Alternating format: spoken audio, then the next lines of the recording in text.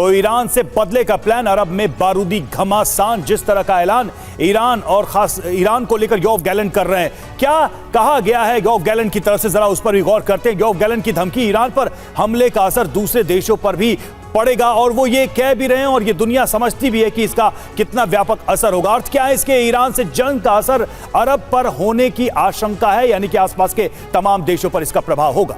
जी, और यही सबसे बड़ा डर है कि कहीं पूरे अरब में यह जंग फैल ना जाए। सीरिया, यमन जैसे ईरान के सहयोगी देश, अगर ऐसा हुआ तो तबाह हो जाएंगे, बर्बाद हो जाएंगे। और जहां इजराइल पर हमला होगा वहां पलटवार होना तय है, यानी जहां से इजराइल पर हमला किया जाएगा वहां पर पलटवार तय है, ये बिल्कुल यकीन जानिए। और संकेत, इंडिकेशंस क्या क्या मिले अभी तक? देखिए, इजराइल ने टैंक ब्रिगेड को सीरिया की तरफ भेजा है, यानी एक और देश जहां पर यह बारूदी जंग शुरू होने के संकेत हैं। सीरिया के कुनैत्रा में दाखिल हुए 2 टैंक, ये बड़ी जानकारी सामने आ रही है। दत्ता सर, अब सवाल यही है कि योव गैलेंट तो कह रहे हैं कि बात सिर्फ ईरान तक नहीं रुकेगी, दूसरे कई देशों पर इसका सीधा प्रभाव पड़ेगा।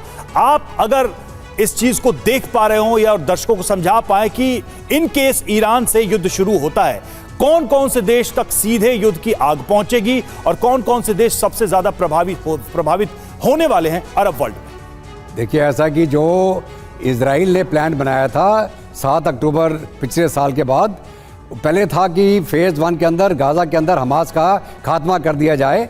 वो उन्होंने तकरीबन गाज़ा को लेवल कर दिया और बचे खुचे अभी मॉपिंग अप ऑपरेशन चल रहे हैं गाज़ा के अंदर। फेज़ 2 के अंदर हिजबुल्लाह जो लगातार नॉर्थ इजराइल को टारगेट कर रहा था, इजराइल का प्लान था कि इनको पुशबैक करके एक बफर जोन बना दिया जाए ताकि हिजबुल्लाह नॉर्दर्न इजराइल में उनके नागरिकों को टारगेट ना कर पाए। उसका ऑपरेशन जब चालू हुआ, इसी दौरान जब नसरुल्लाह मारा गया तो ईरान ने एक स्ट्राइक करा, जो मिसाइल स्ट्राइक जो हम चर्चा कर चुके हैं। उसके कारण अभी 2 सिचुएशन पैदा होगी कि क्या इजराइल काउंटर अटैक करेगा ईरान के ऊपर, और करेगा तो कैसे करेगा और कितना बड़ा करेगा। उसके माध्यम से ईरान लगातार अपने जो प्रॉक्सीज हैं हिजबुल्लाह से लगातार उन्होंने अटैक कराया ताकि इजराइल को यहाँ पे उलझा के रखो ताकि वो ईरान के ऊपर कोई बड़ा ऑपरेशन प्लान ना कर पाए। साथ साथ में उनके जो दूसरे प्रॉक्सीज हैं इराक के माध्यम से, सीरिया के माध्यम से, उन्होंने सीरियन बॉर्डर की तरफ आना शुरू कर दिया है। इसको मद्देनज़र रखते हुए अभी इजरायली फोर्सेस ने अपना आर्मर और जो इनके स्पेशल फोर्सेस हैं सीरियन बॉर्डर में तैनात करी हैं। अभी अगर ये जंग चालू होगी तो कौन कौन इस जंग के तहत में आएगा?